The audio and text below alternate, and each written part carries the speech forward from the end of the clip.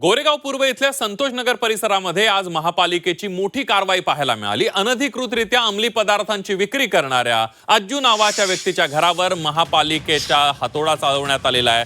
तलवारीने हल्ला करून एका तरुणाला गंभीर जखमी करण्यात आलं होतं आणि त्यामुळे परिसरात तणावाचं वातावरण निर्माण झालं होतं। स्थानिक नागरिकांच्या माहितीनुसार संबंधित आरोपी हा मोठ्या प्रमाणावर अंमली पदार्थांची विक्री करत असल्याचा आरोपही करण्यात येतोय। या प्रकरणी पोलिसांनी तातडीने कारवाई करत सर्व आरोपींना अटक केली आहे। त्यानंतर महापालिका देखील ॲक्शन मोडवर आली असून अनधिकृतरित्या कब्जा केलेल्या जागेवर तोडफोड करण्यात आली आहे। दरम्यान संध्याकाळी भाजपचे नेते किरीट सोमय्या हे घटनास्थळी पोहोचले आणि त्यांनी संपूर्ण घटनेचा आढावा घेतला, स्थानिकांशी चर्चा केली।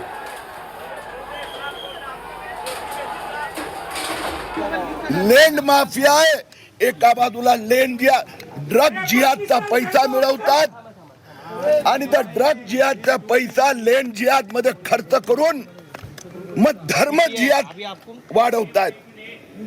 आणि काल जी घटना घडली त्या स्थानिक पोलिसांनी जी भूमिका बजावली आहे त्यांचा मी मुख्यमंत्र्यांकडे तीव्र निषेध केला आहे।